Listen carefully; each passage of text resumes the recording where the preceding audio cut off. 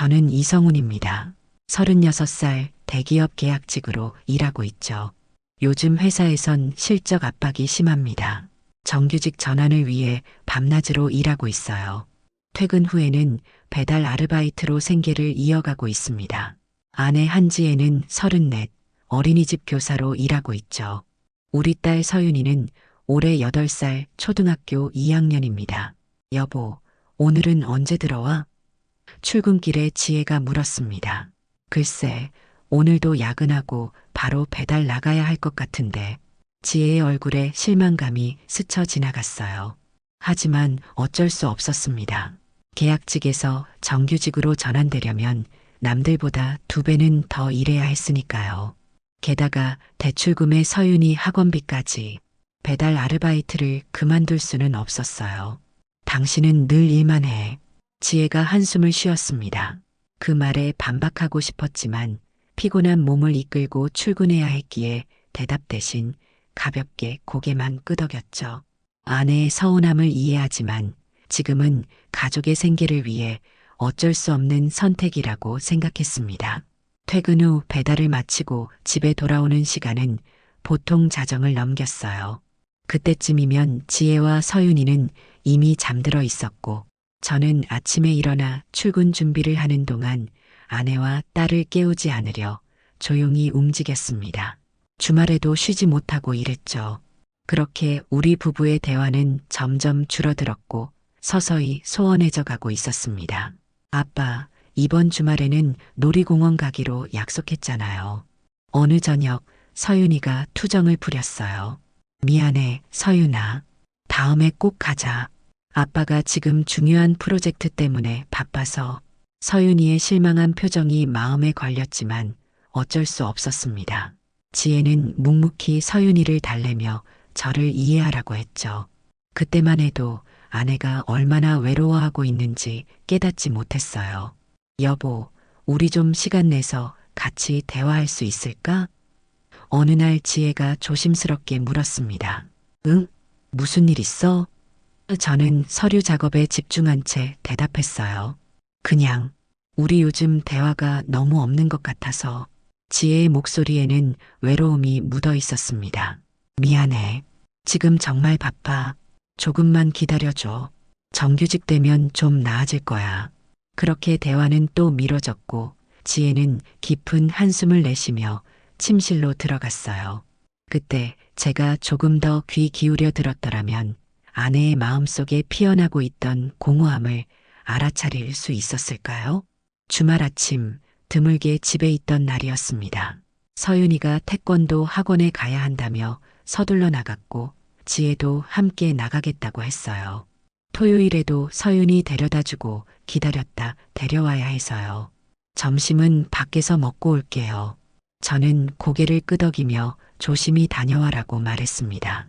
그리고 집에 홀로 남아 밀린 업무를 처리했어요. 그때 지혜가 얼마나 자주 서윤이의 태권도를 핑계로 외출을 했는지 또 그 시간 동안 무엇을 했는지 의심조차 하지 않았습니다. 우리 가족은 겉으로 보기엔 평범했습니다. 일하는 아빠, 아이를 돌보는 엄마, 그리고 건강하게 자라는 딸. 하지만 그 속에는 점점 커져가는 균열이 있었어요. 저는 가족을 위한다는 명목하에 정작 가장 중요한 가족과의 시간을 놓치고 있었고 지혜는 그런 일상 속에서 점점 멀어져 가고 있었습니다. 어느 날 밤 늦게 퇴근하고 배달까지 마친 후 집에 돌아왔을 때였어요. 거실 불은 꺼져 있었고 지혜와 서윤이는 이미 잠들어 있었습니다. 조용히 샤워를 마치고 침대에 누웠을 때 지혜가 잠결에 제게 등을 돌린 채 중얼거렸어요. 당신이 옆에 있어도 없는 것 같아. 그 말이 가슴에 박혔지만 너무 피곤해서 아무 말도 하지 못했습니다. 그저 조금만 더 참자라는 생각뿐이었어요. 그렇게 우리의 일상은 계속되었고 저는 미처 알아차리지 못했습니다. 제 가정에 일어나고 있는 균열이 곧 돌이킬 수 없는 상처가 될 것이라는 사실을요. 그날은 평소와 다름없는 화요일이었습니다. 아침 일찍 출근 준비를 하던 중 지혜의 휴대폰이 울렸어요. 지혜는 샤워 중이었고 휴대폰은 식탁 위에 놓여 있었습니다. 별 생각 없이 휴대폰을 확인했어요. 화면에 익명의 번호가 떠 있었죠. 누구지? 호기심에 메시지를 열어봤습니다. 어제도 고마웠어요. 짧았지만 좋았어요. 오늘도 시간 되면 봐요. 순간 머리가 하얘졌어요. 분명 친구나 직장 동료 사이의 대화 같지는 않았습니다. 손가락이 떨려 화면을 스크롤했죠. 이전 대화들을 확인하자 비슷한 톤의 메시지가 여러 개 있었어요. 오늘 머리 스타일 예뻤어요. 그립네요. 내일 만나요. 학부모 모임이라고 하면 돼요. 아무도 의심 안 할 거예요. 숨이 막혔습니다. 대화 상대는 저장된 이름 없이 그저 번호만 표시되어 있었어요. 메시지 내용으로 보아 지혜와 상당히 가까운 사이인 것 같았습니다. 하지만 누굴까? 머릿속에서 여러 가능성이 스쳐 지나갔어요. 샤워룸에서 물소리가 계속되고 있었습니다. 저는 급하게 번호를 저장했어요. 나중에 확인해 보기 위해서였죠. 그리고 휴대폰을 원래 있던 자리에 놓았습니다. 마치 아무 일도 없었던 것처럼요. 여보, 오늘 늦게 들어올 거야? 지혜가 샤워를 마치고 나오며 물었어요. 응, 오늘도 야근하고 배달 나가야 해. 마음은 복잡했지만 평소와 같은 목소리로 대답했습니다. 지혜의 표정에 미세한 변화가 스쳤지만 곧 무표정으로 돌아갔어요. 그래, 알았어. 나도 오늘 서윤이 태권도 데려다주고 학부모 상담 있어서 좀 늦을 것 같아. 학부모 상담? 메시지 내용이 떠올랐지만 아무 말도 하지 않았습니다. 의심을 들키고 싶지 않았거든요. 그날 회사에서 일에 집중할 수 없었어요. 계속해서 휴대폰을 확인하며 그 번호에 대해 알아보려 했습니다. 인터넷 검색 결과 그 번호는 서윤이가 다니는 태권도장의 것이었어요. 정확히는 태권도장 관장인 이상우의 번호였습니다. 태권도장 관장? 서윤이가 다니기 시작한 지 얼마 안 된 그 태권도장을 떠올렸어요. 한번 서윤이를 데려다 준 적이 있었는데 그때 봤던 관장님이 생각났습니다. 42 정도로 보이는 키가 크고 운동으로 다져진 체격의 남자였죠. 아이들에게 인기가 많아 보였고 학부모들 사이에서도 평판이 좋다고 들었어요. 지혜와 그 사람이 설마 의심이 커져갔지만 확신할 수는 없었습니다. 어쩌면 단순한 학부모와 강사 사이의 대화일 수도 있었으니까요. 하지만 메시지 내용은 분명 그 이상을 암시하고 있었어요. 퇴근 후 배달을 하며 계속 생각이 꼬리를 물었습니다. 지혜가 요즘 달라진 점은 없었나? 분명 서윤이 태권도를 핑계로 자주 외출했던 것 같았어요. 일에 치여 제대로 신경 쓰지 못했지만 지금 생각해보니 지혜는 최근 들어 외모에 더 신경 쓰는 것 같았습니다. 새 옷을 사입고 머리 스타일도 바꾸고 아내에게 무슨 일이 일어나고 있는 걸까? 그날 밤 늦게 집에 돌아왔을 때 지혜는 이미 잠들어 있었어요. 옆에 누워 아내의 얼굴을 바라보았습니다. 평화로운 얼굴이었지만 제 마음은 평화롭지 않았어요. 확인하고 싶었지만 어떻게 해야 할지 몰랐습니다. 직접 물어볼까? 아니면 더 지켜볼까? 의심만으로 아내를 다그치고 싶지는 않았어요. 다음 날 출근 전 지혜의 휴대폰을 다시 한번 확인하고 싶었지만 기회가 없었습니다. 지혜는 휴대폰을 손에서 놓지 않았고 메시지가 올 때마다 화면을 가리며 확인했어요. 이런 행동이 전에도 있었는지 기억이 나지 않았습니다. 어쩌면 전부터 그랬는데 제가 너무 바빠서 알아차리지 못했던 걸까요? 그렇게 며칠이 지났고 저는 계속해서 지혜를 관찰했습니다. 지혜는 여전히 서윤이의 태권도를 핑계로 자주 외출했고 돌아오는 시간도 점점 늦어졌어요. 학부모 상담했다. 서윤이 친구 엄마들과 차 마시고 왔다 등 매번 다른 핑계를 대며 늦게 들어왔습니다. 어느 날 저녁 지혜가 서윤이와 함께 태권도장에 가기 위해 준비하고 있었습니다. 저는 조용히 말했어요. 오늘은 내가 서윤이 데려다 줄까? 지혜의 손이 잠시 멈칫했습니다. 아니야, 괜찮아. 어차피 나도 나가야 해서. 어디 가는데? 무심한 척 물었어요. 그냥 학부모 모임이 있어서 서윤이 연습 끝나고 데려올게. 서윤이가 가방을 들고 나왔습니다. 아빠도 같이 가요? 아니, 아빠는 오늘 일이 있어서. 지혜가 급하게 대답했어요. 저는 서윤이의 머리를 쓰다듬으며 웃었습니다. 다음에 아빠가 꼭 보러 갈게. 오늘은 엄마랑 다녀와. 두 사람이 현관문을 나서자마자 저는 재빨리 준비를 했어요. 태권도장까지 따라가 보기로 마음먹었습니다. 차를 몰고 조금 떨어진 거리에서 지혜와 서윤이를 지켜보았어요. 두 사람은 태권도장에 들어갔고 잠시 후 지혜는 혼자 나왔습니다. 그리고 근처 카페로 향했어요. 카페 창가를 통해 안을 들여다보니 지혜는 테이블에 혼자 앉아 있었습니다. 잠시 후 익숙한 남자가 들어와 지혜 앞에 앉았어요. 태권도장 관장 이상우였습니다. 두 사람은 웃으며 대화를 나눴고 가끔 손을 스치듯 만지기도 했어요. 너무 친밀해 보이는 모습에 가슴이 답답했습니다. 1시간 정도 지켜본 후 두 사람이 자리에서 일어났어요. 하지만 태권도장 방향이 아니라 반대편으로 걸어갔습니다. 저는 조심스럽게 따라갔어요. 두 사람은 카페에서 멀지 않은 모텔 앞에 멈춰 섰습니다. 이상우가 주변을 살피며 지혜의 등을 가볍게 밀어 모텔 안으로 들어갔어요. 그 순간 모든 것이 명확해졌습니다. 의심이 확신으로 바뀌는 순간이었어요. 하지만 저는 그 자리에서 움직일 수 없었습니다. 숨이 막히고 눈앞이 캄캄해졌어요. 아내가 다른 남자와 어떻게 집으로 돌아왔는지 기억이 나지 않았습니다. 그저 멍하니 소파에 앉아 시간이 흐르는 것을 지켜보았어요. 2시간 후 현관문이 열리는 소리가 들렸습니다. 지혜와 서윤이가 돌아온 거였죠.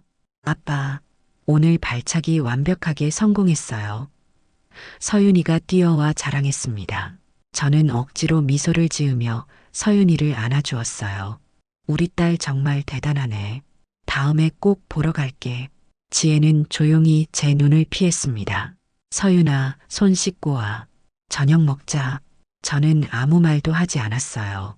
어떻게 대처해야 할지 혼란스러웠습니다. 직접 본 사실을 말해야 할까? 아니면 더 많은 증거를 모아야 할까? 서윤이를 생각하면 함부로 행동할 수 없었어요. 학부모 모임은 어땠어? 저녁 식사 중에 무심한 척 물었습니다. 지혜는 잠시 표정이 굳었다가 곧 자연스럽게 대답했어요. 그냥 그랬어. 서윤이 학년 엄마들이 모여서 이런저런 얘기했지. 거짓말이었습니다. 지혜의 눈이 흔들렸고 손가락으로 식탁을 두드리는 버릇이 튀어나왔어요. 지혜가 거짓말할 때 항상 그랬습니다. 그렇구나. 어떤 얘기들 했어? 계속 물었어요. 별거 없어. 그냥 학교 이야기, 학원 이야기, 뭐 그런 거. 대화는 그렇게 흐지부지 끝났고 그날 밤 우리는 같은 침대에 누웠지만 천리 떨어진 것처럼 멀게 느껴졌습니다. 지혜는 등을 돌린 채 잠들었고 저는 밤새 천장만 바라보며 생각했어요. 어떻게 이 상황에 대처해야 할지. 다음 날부터 저는 새벽에 일어나 지혜의 휴대폰을 확인하기 시작했습니다. 제 의심대로 이상우와의 메시지가 계속해서 오갔어요. 만남 장소와 시간을 조율하는 대화, 서로를 그리워하는 내용, 간혹 부적절한 내용까지 모든 것이 명백했습니다. 또한 서윤이의 태권도 수업이 있는 날이면 어김없이 지혜는 학부모 모임이나 친구 만남을 핑계로 늦게 돌아왔어요. 그리고 돌아올 때마다 지혜에게서는 샤워를 한 듯한 냄새가 났습니다. 모든 증거가 제 눈앞에 있었지만 직접적으로 대면하는 것은 두려웠어요. 그 사실을 인정하는 순간 우리 가정이 무너질 것만 같았으니까요. 이틀 후 저는 퇴근 후 평소처럼 배달 아르바이트를 하고 있었습니다. 비가 오는 궂은 날씨였어요. 배달앱에서 새로운 주문이 들어왔습니다. 어떤 모텔에서 피자 배달을 요청했어요. 주문자 이름은 익숙하지 않았지만 그냥 평범한 배달이라 생각했습니다. 모텔에 도착해 엘리베이터를 타고 해당 층으로 올라갔어요. 복도를 걸으며 방 번호를 확인했습니다. 이런 배달은 자주 있는 일이라 별 생각 없이 문 앞에 서서 인터폰을 눌렀어요. 피자 배달 왔습니다. 잠시 후 문이 열렸고 그 순간 제 심장이 멈춘 것 같았습니다. 문을 연 사람은 다름 아닌 지혜였어요. 지혜도 저를 보는 순간 얼굴이 하얗게 변했습니다. 우리는 서로 말없이 바라보았어요. 누구야? 방 안에서 남자 목소리가 들렸고 곧 상체를 탈의한 이상우가 문가에 나타났습니다. 세 사람은 침묵 속에 서로를 바라보았어요. 말이 필요 없었습니다. 모든 것이 명백했으니까요. 피자 상자를 들고 있던 제 손에서 힘이 빠졌고 상자는 바닥에 떨어졌습니다. 피자가 바닥에 널브러졌지만 아무도 신경 쓰지 않았어요. 저는 아무 말 없이 돌아섰습니다. 지혜가 뒤에서 제 이름을 불렀지만 뒤돌아보지 않았어요. 그저 기계적으로 걸어 엘리베이터를 타고 내려갔습니다.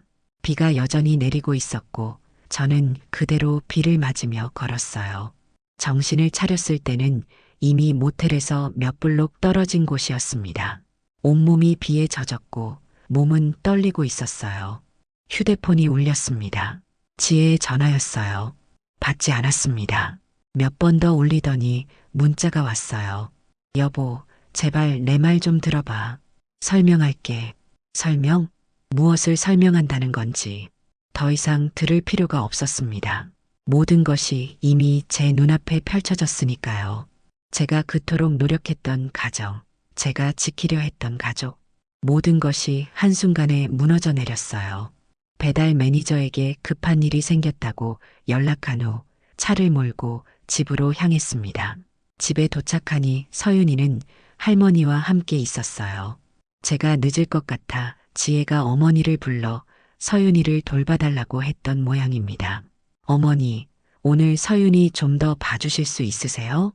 목소리를 최대한 담담하게 유지하며 물었습니다. 어머니는 제 표정을 살피며 말씀하셨어요. 무슨 일 있니? 얼굴이 안 좋아 보이는구나. 아니에요. 그냥 지혜랑 얘기할 게 있어서요. 어머니는 더 묻지 않고 고개를 끄덕이셨습니다. 알았다. 서윤이는 내일 아침에 데려다 줄게. 어머니와 서윤이가 간 후 저는 소파에 앉아 기다렸어요. 1시간쯤 지났을까 현관문이 열리는 소리가 들렸습니다. 지혜가 돌아온 거였죠. 비에 젖은 머리카락, 화장이 번진 얼굴. 지혜는 제가 거실에 앉아 있는 것을 보고 잠시 멈칫했어요. 성훈아, 목소리가 떨렸습니다. 저는 아무 말도 하지 않고 그저 지혜를 바라보았어요. 말이 필요 없었습니다. 모든 것이 이미 명백했으니까요. 나 설명할 수 있어. 지혜의 눈에서 눈물이 흘러내렸습니다. 뭘 설명하게? 모텔에서 다른 남자와 있던 거? 제 목소리는 차가웠어요. 지혜는 말없이 울기만 했습니다. 그 모습을 보니 갑자기 모든 분노와 배신감이 한꺼번에 밀려왔어요. 하지만 소리 지르거나 화를 내지는 않았습니다. 그저 깊은 상처와 함께 체념한 마음뿐이었어요. 앉아. 저는 맞은편 소파를 가리켰습니다. 지혜는 망설이다가 천천히 소파에 앉았어요. 우리 사이에는 거실 테이블만큼의 거리가 있었지만 실제로는 넘을 수 없는 강이 흐르고 있는 것 같았습니다. 얼마나 됐어? 차분하게 물었어요. 지혜는 고개를 숙인 채 작은 목소리로 대답했습니다. 3개월 정도. 어떻게 시작된 거야? 담담하게 물었습니다. 지혜는 손수건으로 눈물을 닦으며 말을 이었어요. 처음에는 그냥 서윤이 수업 상담하러 갔다가 이야기를 나누게 됐어. 그 사람이 내 얘기를 들어줬어. 관심을 가져줬고 내가 못해준 거지. 쓴웃음을 지었습니다. 미안해. 나도 나를 모르겠어. 지혜가 흐릿하게 말했어요. 침묵이 흘렀습니다. 창밖으로 비가 계속 내리고 있었어요. 빗소리만이 정적을 채우고 있었습니다. 상우와 언제부터야? 정확히 다시 물었어요.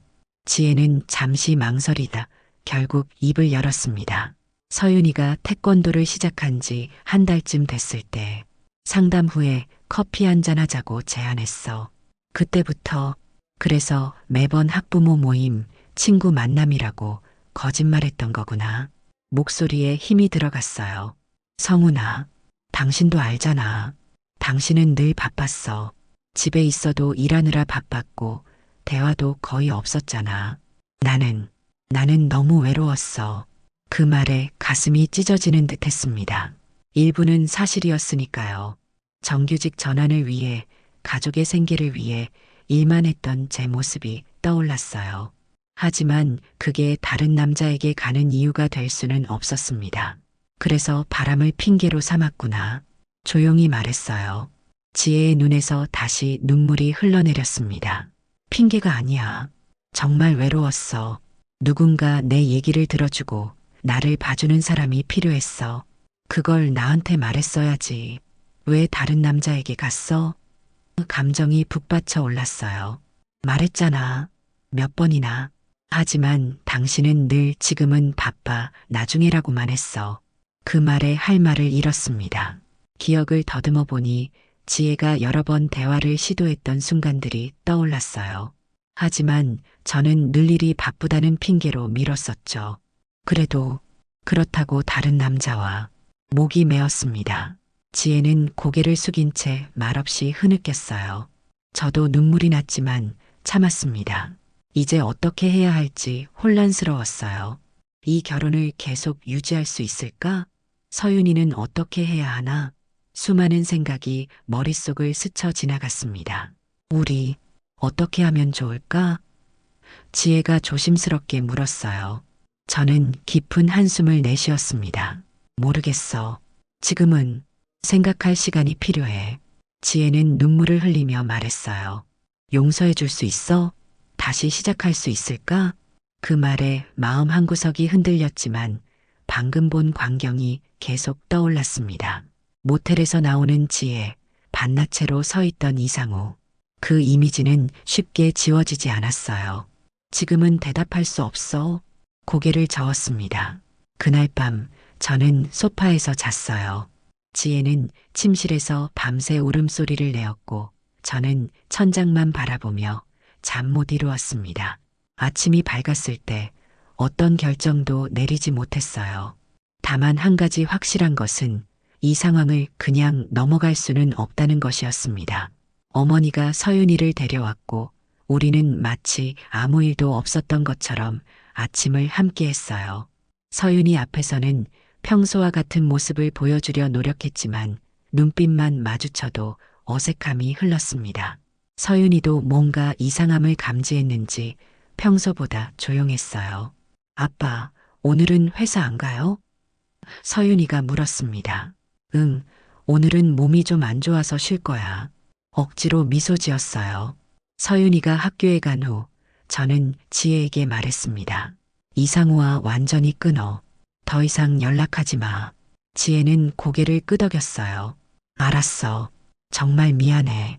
그렇게 말했지만 과연 지혜가 정말로 그 관계를 끊을지 또 우리가 이 상처를 극복할 수 있을지는 의문이었습니다. 하지만 서윤이를 위해서라도 노력해보기로 했어요. 이틀이 지났습니다. 지혜는 태권도장에 가지 않았고 이상우와의 연락도 끊었다고 했어요. 하지만 제 마음속 깊은 곳에서는 여전히 의심이 자리 잡고 있었습니다. 한번 깨진 신뢰는 쉽게 회복되지 않으니까요. 저는 회사에 휴가를 냈습니다. 그리고 조용히 이상우에 대해 알아보기 시작했어요. 태권도장 주변을 돌아다니며 지켜보기도 하고 인터넷에서 정보를 찾기도 했습니다. 그 과정에서 놀라운 사실들을 알게 되었어요. 이상우는 지혜뿐만 아니라 다른 학부모들과도 비슷한 관계를 맺고 있다는 소문이 있었습니다. 특히 한 이혼한 여성과는 꽤 오랫동안 관계를 유지해왔다는 이야기도 들었어요. 또한 도장 여직원들과의 문제도 여러 번 있었다고 했습니다. 이런 사람과 지혜가 분노가 치밀어 올랐지만 냉정함을 유지했어요. 감정적으로 대응하면 오히려 불리해질 수 있다는 것을 알았습니다. 그래서 저는 체계적으로 정보를 모으기 시작했어요. 이상우의 태권도장에 대한 비위 정황, 학부모들과의 부적절한 관계 증거, 직원들의 증언 등을 수집했습니다. 어느 날 용기를 내어 이혼한 여성을 찾아갔어요. 처음에는 경계하는 눈빛이었지만 제 상황을 설명하자 그녀도 자신의 경험을 털어놓았습니다. 이상우는 처음엔 정말 다정하고 이해심 많은 사람처럼 보여요. 특히 외로운 여성들에게 접근하는 방식이 교묘하죠. 그녀가 말했습니다. 다른 피해자들도 있나요? 조심스럽게 물었어요. 몇 명 알고 있어요. 대부분 비슷한 패턴이에요. 아이 수업을 핑계로 접근해서 감정적인 유대를 형성한 뒤 그 이야기를 들으며 마음이 무거워졌습니다. 지혜도 그런 수법에 넘어간 것이겠죠. 외로움에 지쳐있던 지혜에게 이상우는 위로와 관심을 주는 사람으로 다가왔을 테니까요.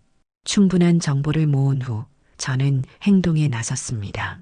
먼저 동네 커뮤니티 사이트에 익명으로 이상우의 행태에 대한 제보를 올렸어요.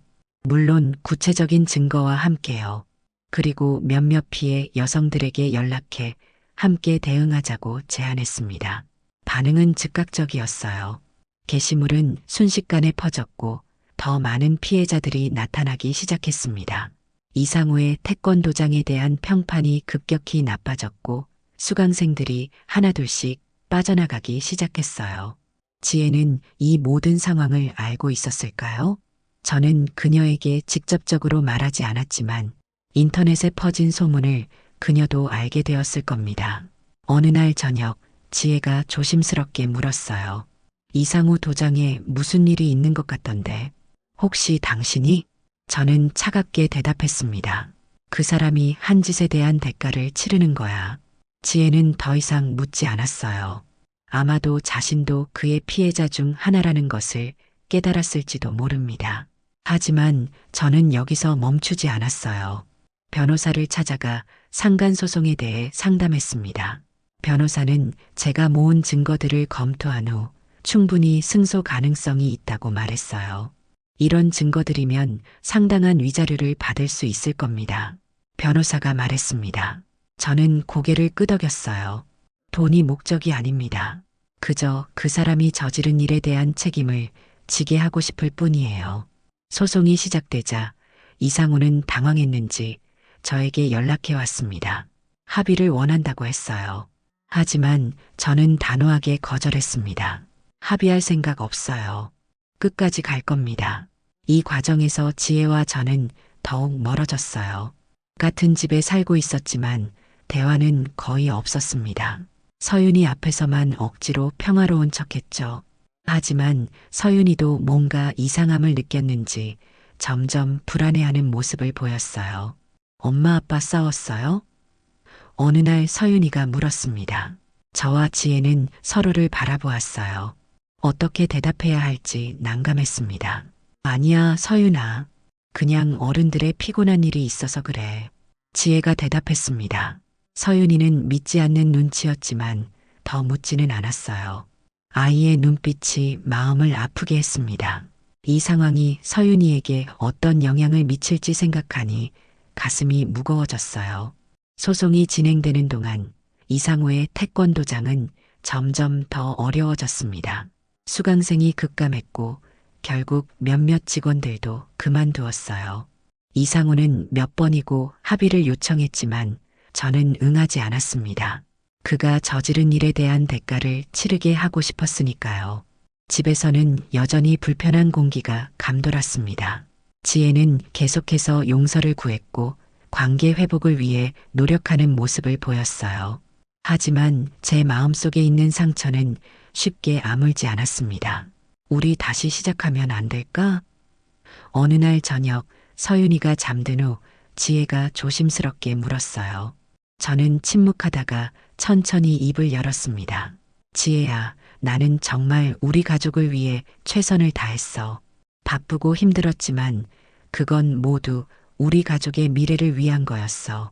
알아. 내가 얼마나 노력했는지 이제야 깨달았어. 지혜의 목소리가 떨렸어요.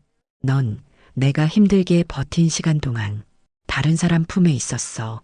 목소리가 흔들렸습니다. 지혜는 눈물을 흘리며 말했어요. 정말 미안해. 용서해줘. 다시 시작하자. 서윤이를 위해서라도 저는 깊은 숨을 내쉬었습니다. 이 결정이 얼마나 어려운지. 하지만 더 이상 감정을 속일 수 없었어요. 미안해. 하지만 용서는 할 수 있어도 예전으로 돌아갈 수는 없을 것 같아. 그리고 저는 서랍에서 서류 봉투를 꺼내 테이블 위에 올려놓았습니다. 이혼 서류였어요.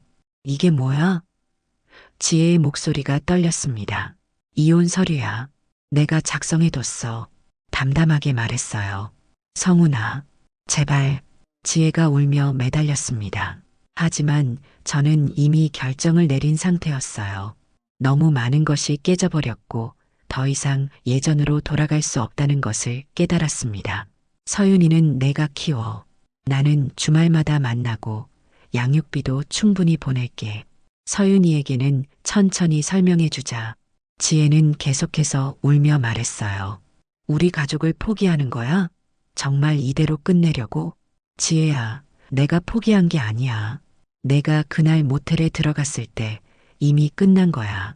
그 말을 남기고 저는 자리에서 일어났습니다. 지혜는 계속해서 울며 따라붙었지만 저는 뒤돌아보지 않았어요. 너무 아팠고 더 이상 견딜 수 없었습니다. 그날 밤 저는 짐을 챙겨 집을 나왔어요. 친구의 집에서 임시로 지내기로 했습니다. 서윤이에게는 잠시 출장을 간다고 거짓말했어요. 아이에게 갑자기 이런 상황을 설명하기는 어려웠으니까요. 집을 나오는 순간 가슴이 찢어지는 듯 했습니다. 이제까지 함께한 시간, 서윤이와의 추억들, 모든 것을 뒤로 한 채 떠나야 한다는 현실이 너무 고통스러웠어요. 하지만 다른 선택지는 없었습니다. 이 결혼은 이미 돌이킬 수 없을 만큼 깨져버렸으니까요. 친구의 집에 도착해 짐을 풀었습니다. 텅 빈 방을 바라보며 깊은 한숨을 내쉬었어요. 이제 새로운 시작을 해야 했습니다. 아내 없이, 가족 없이, 혼자서. 다음 날 회사에 출근해 상사에게 상황을 간략히 설명했습니다. 다행히 상사는 이해해 주었고 오히려 격려해 주었어요. 힘든 시간이겠지만 일에 집중하는 것도 도움이 될 거야. 그리고 정규직 전환. 좋은 소식이 있을 거라 생각해. 그 말에 조금이나마 위안을 얻었습니다. 적어도 일에서만큼은 성과를 인정받고 있었으니까요.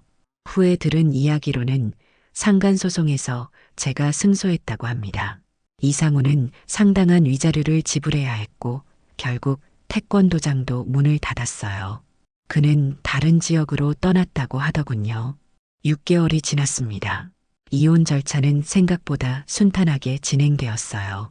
지혜는 더 이상 저를 붙잡으려 하지 않았고 서윤이의 양육권은 합의하에 지혜가 갖게 되었습니다.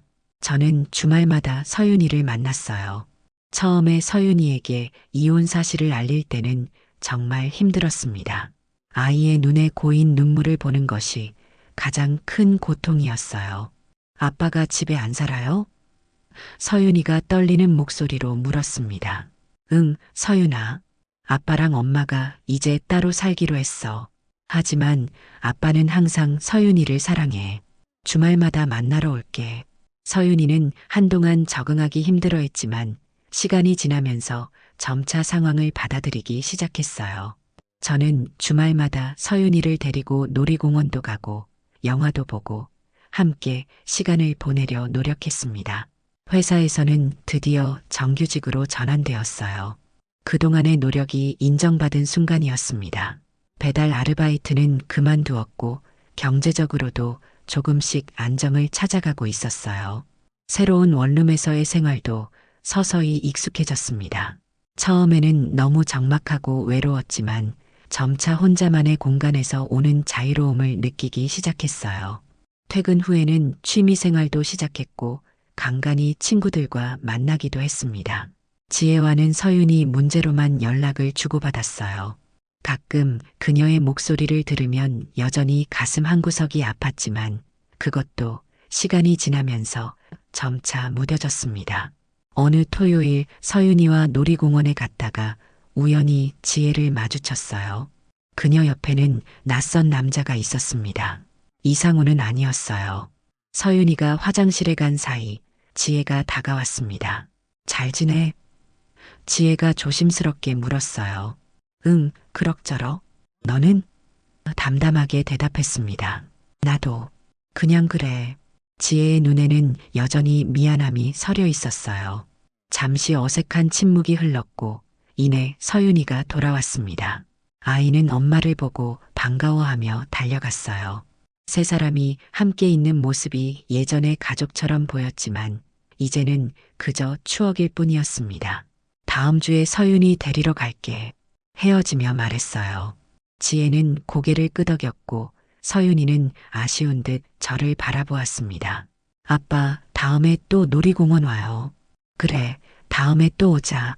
서윤이의 머리를 쓰다듬으며 미소 지었어요. 그렇게 헤어진 후 집으로 돌아가는 길에 문득 깨달았습니다. 더 이상 지혜에 대한 분노나 배신감이 크게 느껴지지 않았어요.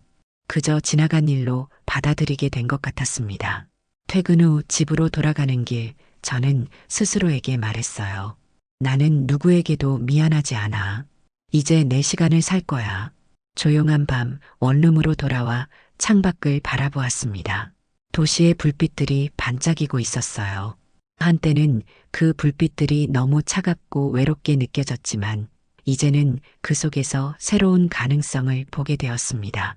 물론 여전히 서윤이가 보고 싶을 때가 많고 가끔은 가족이었던 시절이 그립기도 해요.